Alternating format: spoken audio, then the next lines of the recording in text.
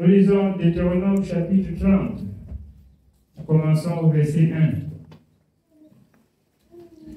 Lorsque toutes ces choses t'arriveront, la bénédiction et la malédiction que je mets devant toi, si tu les prends à cœur au milieu de toutes les nations chez lesquelles l'Éternel, ton Dieu, t'aura chassé, si tu reviens à l'Éternel, ton Dieu, et si tu obéis à sa voix de tout ton cœur et de toute ton âme, toi et tes enfants, selon tout ce que je te prescris aujourd'hui, alors l'Éternel, ton Dieu, ramènera tes captifs et aura compassion de toi.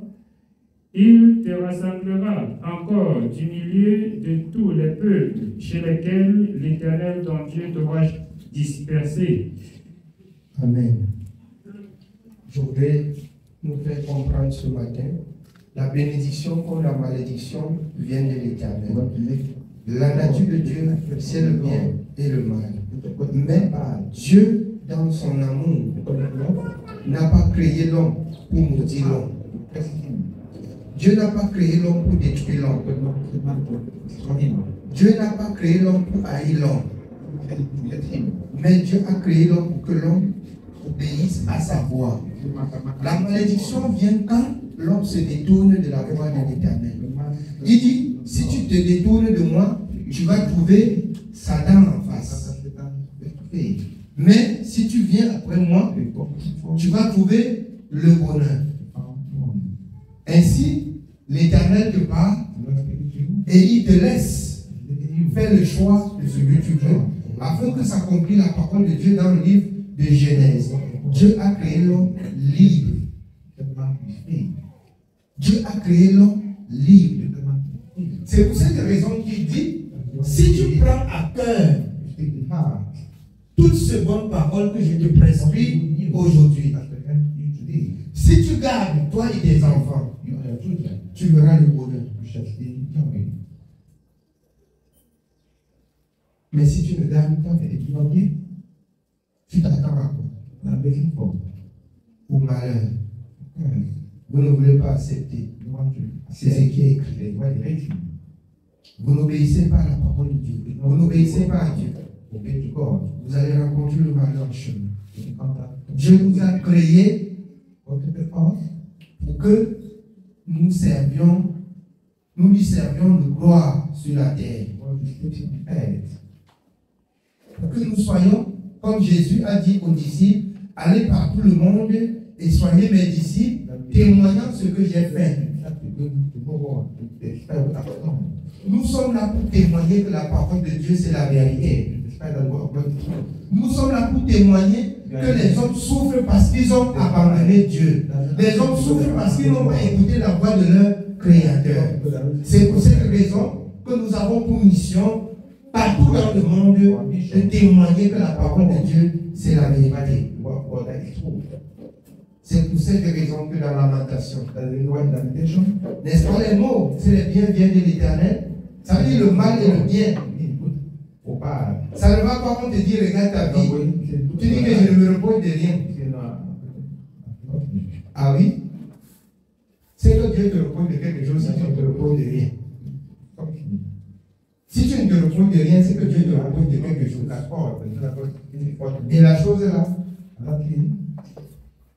quand tu vas lire la parole de Dieu, quand tu vas entendre Dieu parler, quand tu vas prêter l'oreille, quand tu vas donner ton attention à ce que Dieu dit, tu vas trouver la chose là. Tu vas trouver la chose qui te met les bâtons dans les roues. Si tu donnes ton attention à la parole, tu verras ce qui te fait souffrir.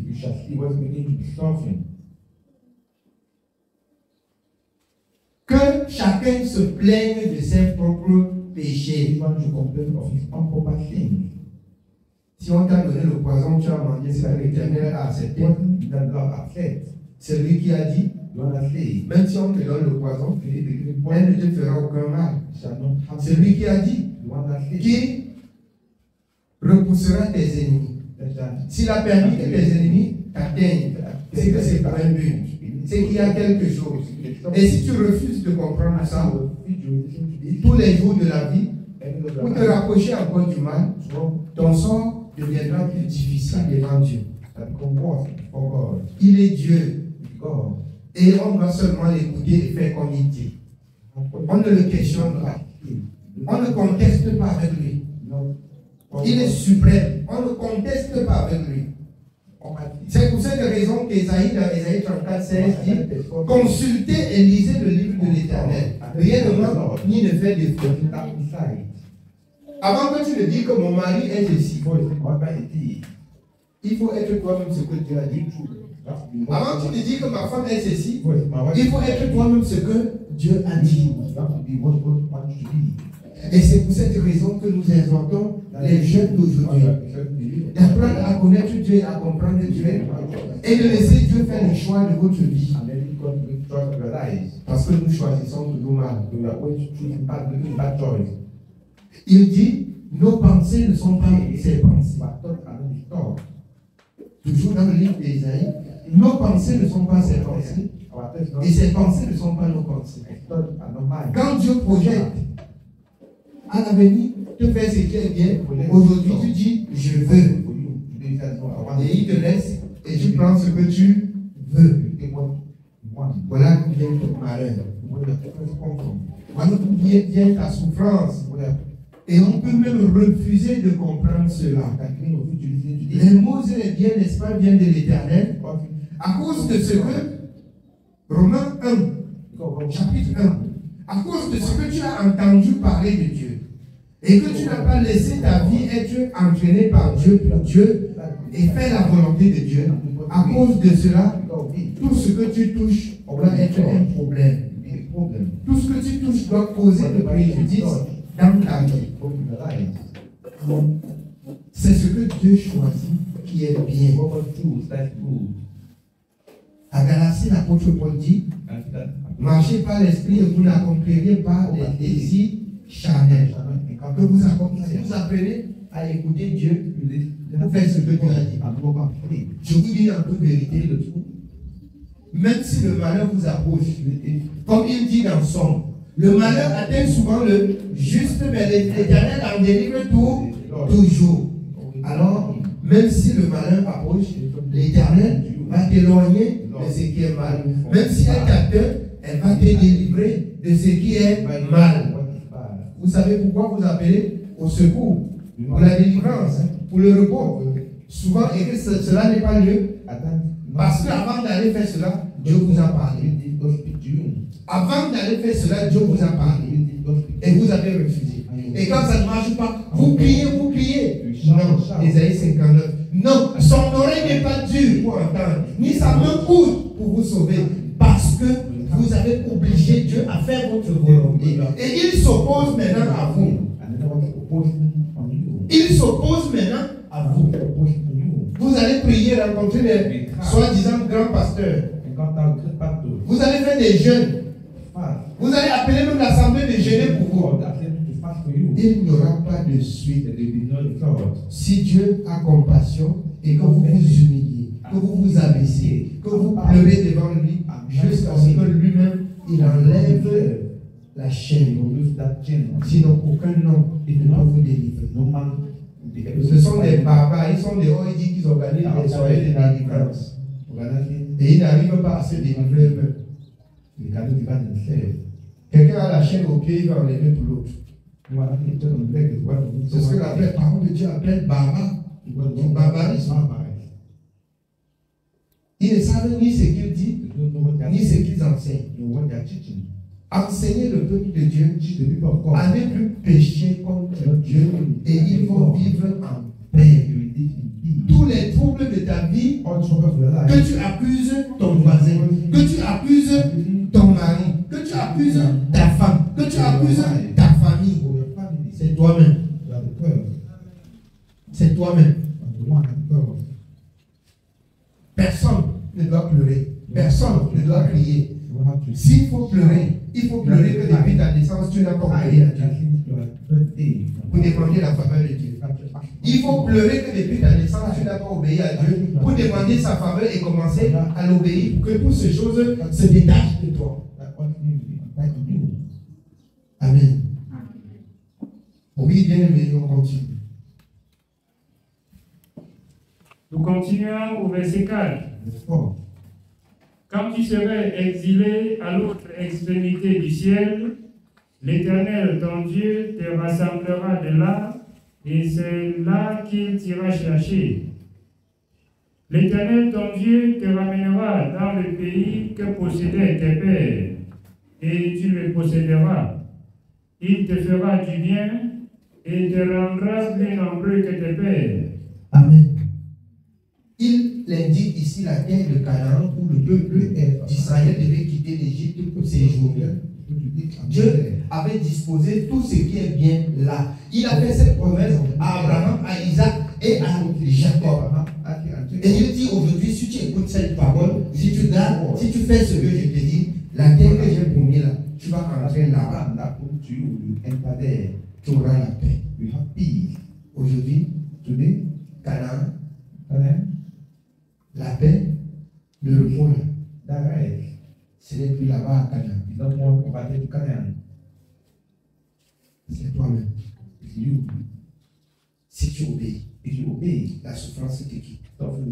Si tu obéis, le fruit de tes mains, le fruit de tes entrailles, le fruit de ton travail, ça ne tombe plus dans les poches percées. Il parle. Le Seigneur dit, alors, pour ceux qui, après avoir entendu sa voix, qui n'obéissent pas, il dit qu'ils vont travailler tous les jours, mais le salaire va rentrer dans une poche percée. Ils ne pourront pas faire des projets et les réaliser. Tu fais des projets et la maladie emporte l'argent. Tu fais des projets et, bien aimé, l'argent se perd. Tu fais des projets, tu manges, tu as toujours faim. Elle ne se réalise pas. C'est parce que Dieu est fâché. Dieu est fâché. Alors, beaucoup disent que n'est-ce pas, j'ai déjà cru. J'ai souvent envie de dire aux enfants de Dieu, tu as cru après combien d'années? Tu as péché combien d'années? Vous avez compris que vous servez un Dieu de miracle. À peine entré à l'église aujourd'hui, vous voulez que Dieu transforme le monde et vous donne le titre foncier du monde. Pour que vous restez dans le confort. Si tu as 40 ans, avant de croire, ça veut dire que tu as péché pendant 40 ans. Si tu devais demander pardon 40 ans, c'est que c'est à 80 ans que tu vas commencer à avoir les fruits du bien. C'est pas ça? Vous êtes pressé. Tu as dit, je serai la tête et non la queue. La tête et non la queue, je vous ai souvent appelé. On va voir le modèle pour le service de Dieu chez toi. Voilà la tête. On dit les enfants de Dieu, on voit ce que les enfants de Dieu doivent faire sur toi. On voit sur toi. On arrive aujourd'hui. Seigneur, tu as dit, si je garde ta parole et que tes paroles demeurent en moi, je demande ce que je veux. Oui, c'est vrai. Le Seigneur a fait mention de la demande. Et nous avons vu des exemples avec le fils de David, en apparence Salomon. Il n'a pas demandé les biens et les richesses, mais il a demandé la sagesse pour conduire le peuple et être lui-même enseigné et comprendre Dieu. Aujourd'hui, vous laissez de comprendre Dieu, vous laissez de chercher à écouter Dieu, mais vous cherchez, comme vous faites la promotion dans votre service, pour que Dieu voit, pour qu'on voit que tu as Dieu et que Dieu t'élève. Mais tu ne veux pas être élevé dans l'enseignement. C'est un problème. Matthieu, cherchez premièrement le royaume et la justice. Et tout ce que les païens recherchent, vous serez donné par-dessus. Tu ne sais pas que dans l'obéissance, c'est l'obéissance qui va t'élever. Mon peuple, Osée 4:6, est détruit parce qu'il lui manque de connaissances. Si tu veux être élevé, commence à élever Jésus en obéissant à sa parole et tu seras élevé. Ton élévation ne dépend pas de toi. Ton élévation ne dépend pas des jeunes. Ton élévation ne dépend pas des prières, mais de l'obéissance. Tu obéis à la parole et la parole t'élève. Tu obéis à la parole et la parole t'élève. Amen. Oui, bien aimé, on continue. Nous continuons au verset 6. L'Éternel, ton Dieu, circoncira ton cœur et le cœur de ta postérité. Et tu aimeras l'Éternel, ton Dieu, de tout ton cœur et de toute ton âme, afin que tu vives. Tu dois aimer l'Éternel de tout ton cœur, de toute ton âme, afin que tu vives. Il te donnera des capacités. La circoncision de ton cœur, si tu veux, il va disposer ton cœur à être soumis devant sa parole. Beaucoup de personnes posent la question, qu'est-ce qui m'arrive? Ce qui t'arrive, c'est la situation de ta vie. Et quand vous entendez souvent ça, ça peut même vous amener à murmurer contre moi. Et quand vous connaissez que ça me fait rire, ça ne me dit rien. Tant que vous venez à l'église, vous allez entendre ce que vous n'aimez pas. Ce que vous n'aimez pas là, c'est ce qui est bien pour votre vie. La parole, c'est là. Comme il a dit à Ézéchiel, qu'il avale, il a commencé à manger, c'était Amen. Et quand il avance, ça devient tout. Donc quand on la reçoit, ça fait du mal au corps du péché. Mais elle est en train de détruire le corps du péché. Et la destruction du corps du péché fait mal. Mais si vous arrivez à détruire le corps du péché pour avoir ce corps glorieux, qui obéit, qui se soumet à Dieu, c'est la victoire. La parole de Dieu ne sera plus un problème pour vous.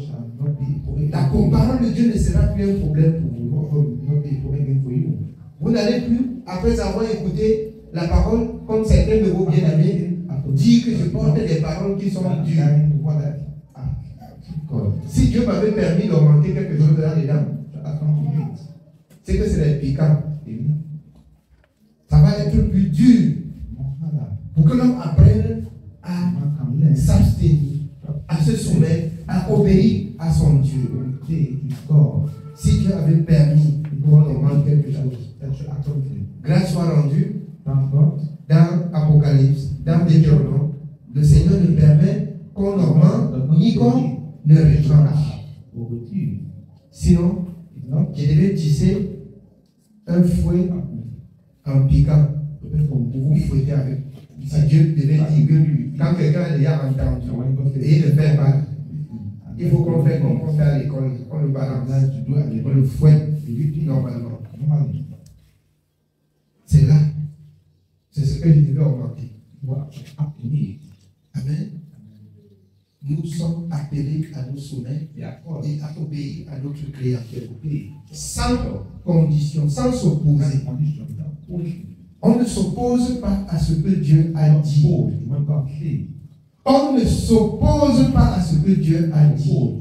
Ce que Dieu a dit doit être comme il a dit. Ou c'est ça, ou ça passe. Ou ça passe, ou ça casse. On ne peut pas m'amener dans le train que je ne connais pas la direction. Beaucoup de personnes partent à l'église, mais ne savent pas ce qu'ils cherchent.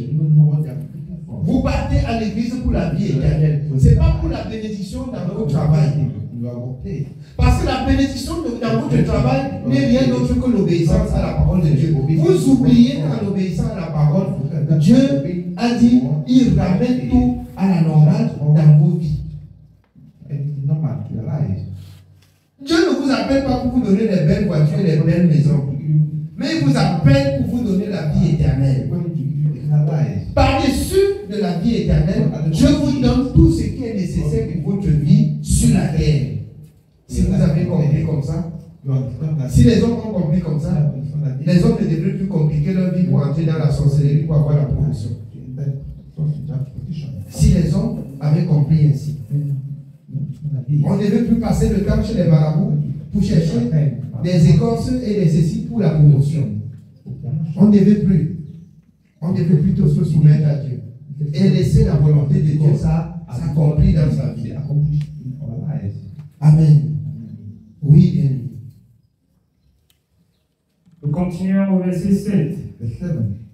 L'Éternel, ton Dieu, fera tomber toutes ces malédictions sur tes ennemis, sur ceux qui t'auront haï et persécuté.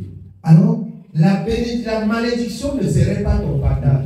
Mais Dieu a réservé cette malédiction à côté. Pour quiconque s'attaque à toi, Dieu jette sur lui. Donc, vous comprenez pourquoi l'apôtre Paul a dit, si quelqu'un vous trouve, quel qu'il soit, il emportera la peine. Amen. Vous n'avez plus à vous inquiéter si vous gardez la parole de Dieu. Vous n'avez plus de partage à la malédiction.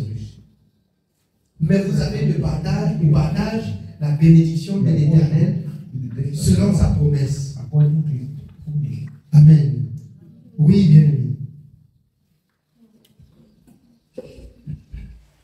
Nous continuons au verset 8.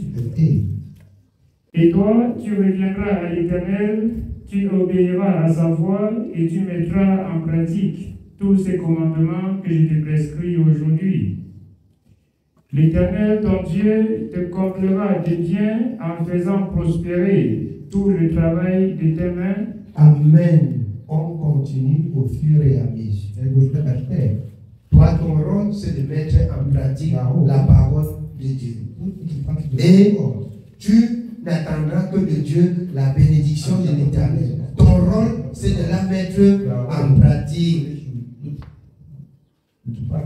Beaucoup réclament la justice de Dieu dans l'injustice. Tu ne fais pas ce que Dieu dit, mais tu cries que Dieu fait ce qu'il a dit. Ah, c'est très grave. Tu ne fais pas ce que Dieu dit. Tu cries tous les jours que Dieu fait ce qu'il a accompli, ce qu'il a promis pour ta vie. Alors que toi, tu n'obéis pas à ce que lui-même il a dit, lui Dieu. Comment cela pourra-t-il se faire? Ce n'est pas possible. Tu dois obéir et l'Éternel te bénira. Il te comblera de toutes ces bénédictions dont il a promis. Oui. L'Éternel, ton Dieu, te comblera de biens en faisant prospérer tout le travail de tes mains, le fruit de tes entrailles, le fruit de tes troupeaux et le fruit de ton sol. Car l'Éternel prendra de nouveaux plaisirs en ton bonheur. Il prendra de nouveaux plaisirs en ton bonheur. Dieu ne veut pas te voir souffrir. Si tu souffres, ça ne vient pas de Dieu. Il prendra soin de tes enfants. Si tes enfants souffrent, ça ne vient pas de Dieu. Ça vient de ta vie. Ça vient de ta conduite. Ça vient de ta mauvaise vie. Si tes enfants souffrent, c'est la vérité. Oui, bien. Car l'Éternel prendra de nouveaux plaisirs à ton bonheur, comme il prenait plaisir à celui de tes pères. Lorsque tu obéiras à la voix de l'Éternel ton Dieu, en observant ses commandements et ses ordres écrits dans ces livres de la loi, lorsque tu reviendras à l'Éternel ton Dieu de tout ton cœur et de toute ton âme. Ce commandement que je te prescris aujourd'hui n'est certainement point au-dessus de tes forces et hors de ta portée. Il n'est pas dans le ciel pour que tu dises qui montera pour nous au ciel et nous ira chercher, qui nous le fera entendre afin que nous le mettions en pratique. Il n'est pas de l'autre côté de la mer pour que tu dises qui passera pour nous de l'autre côté de la mer et nous l'ira chercher, qui nous le fera entendre afin que nous le mettions en pratique. C'est une chose, au contraire, qui est tout près de toi, dans ta bouche et dans ton cœur, afin que tu la mettes en pratique. Voilà ça, entre vos mains, dans vos cœurs, et dans votre bouche. Vous lisez, vous regardez, vous entendez. Il dit, vous n'allez plus, c'est fini, le temps de dire que les grands prophètes sont au Nigeria, ils sont aux États-Unis, ceux qui bénissent. La bénédiction vient de la parole. C'est le temps pour toi de donner ton attention, d'écouter et de vivre. Là, Même si tu n'as pas l'argent pour voyager, c'est pas loin de toi. Parce que beaucoup vous disent qu'il fallait aller au Nigeria voir les grands prophètes. Je vais faire comment? Je vais prendre l'argent. Voilà, ça te demande. Obéis. Et le grand prophète est avec toi. Le grand pasteur est avec toi. Tu obéis seulement à ce qu'il a dit. Et le tour est joué. Amen. Oui, bien aimé. Nous continuons au verset 15. Moi, je mets aujourd'hui devant toi la vie et le bien, la mort et le mal. Tout cela, Dieu l'a créé. La vie, Dieu met devant toi. La mort, qui est le mal, Dieu met devant toi. La vie, qui est le bien, il met devant toi. Mais ce qui me plaît là, c'est qu'il te donne le conseil et il te donne les conséquences de la mort. Oui, bien aimé, on continue. Car je te prescris aujourd'hui d'aimer l'Éternel ton Dieu, de marcher dans ses voies et d'observer ses commandements, ses lois et ses ordonnances, afin que tu vives et que tu multiplies, et que l'Éternel ton Dieu te bénisse dans le pays dont tu vas entrer en possession. Même si ton cœur se détourne, si tu n'obéis point, et si tu te laisses entraîner à te prosterner devant d'autres dieux et à les servir, je vous déclare aujourd'hui que vous périrez, que vous ne prolongerez point vos jours dans le pays dont vous allez entrer en possession après avoir passé le Jourdain. Alors, on dit, si vous venez jusqu'à vous cacher même à l'église, et que vous ne faites pas ce que vous entendez venant de la parole de Dieu, vous allez périr. Vous allez mourir. Vous allez être détruit. Alors, nous venons à l'église pour obéir à la parole de Dieu. Nous ne venons pas à l'église pour appeler la formule. Nous ne venons pas à l'église pour tenir compagnie. Nous ne marchons pas pour plaire aux hommes. Nous marchons pour plaire à Dieu. Nous écoutons pour mettre en pratique. Nous écoutons pour obéir à notre Dieu. Afin que toutes ces paroles dont Dieu prononce, les bonnes, bien entendu, s'accomplissent pour nous. Les mauvais, pour ceux qui se rebellent après avoir entendu. Oui, bien aimé. Nous sommes au verset 19. J'en prends aujourd'hui à témoin contre vous le ciel et la terre. J'ai mis devant toi la vie et la mort, la bénédiction et la malédiction. Choisis la vie afin que tu vives, toi et ta postérité, pour aimer l'Éternel ton Dieu, pour obéir à sa voix et pour t'attacher à lui. Car de cela dépendent ta vie et la prolongation de tes jours. Et c'est ainsi que tu pourras demeurer dans le pays que l'Éternel a juré de donner à tes pères, Abraham, Isaac et Jacob. Amen. Choisis la vie afin de vivre. C'est ainsi que tu pourras demeurer dans ce lieu où Dieu a promis à Abraham, à Isaac, d'abord à Jacob. Le Seigneur, dans Genèse, a dit qu'il suscitera des enfants à Abraham.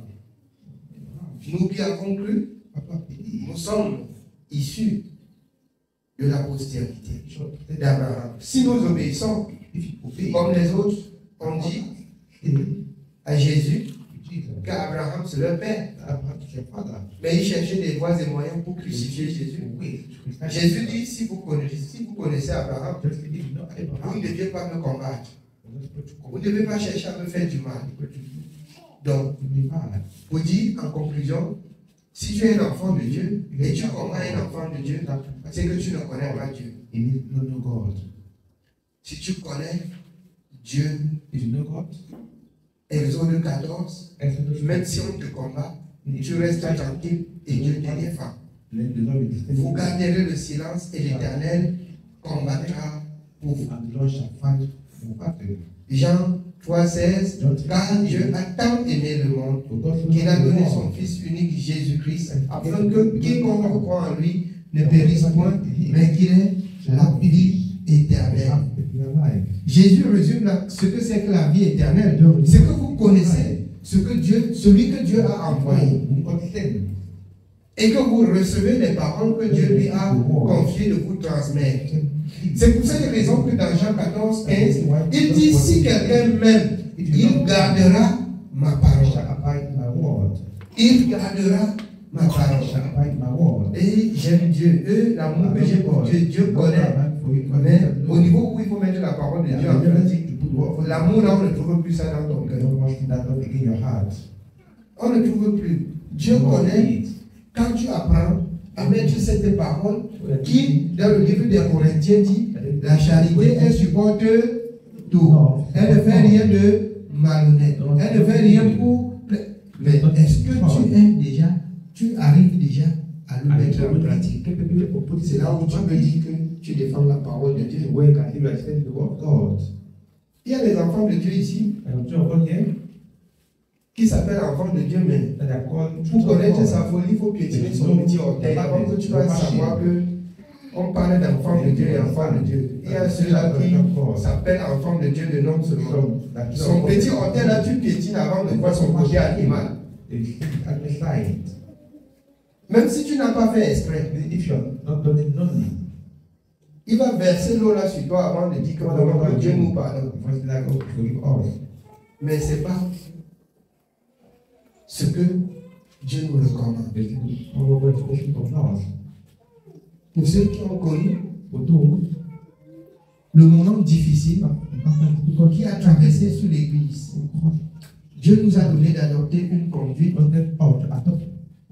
que vous ne savez pas, que vous ne connaissez pas, qui nous a procuré la paix, le silence, le calme, qui procure la paix. Dans des moments difficiles, le sage se tait. Vous devenez la bouche de Dieu devant les hommes. Vous seriez mes témoins dans toutes les extrémités. Si vous voulez parler, parlez comme pour donner des honneurs à Dieu et non comme pour vous glorifier. Quand quelqu'un dit je, dit le Seigneur a dit, là, tu t'effaces et Dieu règne. Tu t'effaces et Dieu règne. Amen. Que le Seigneur nous bénisse. Oui.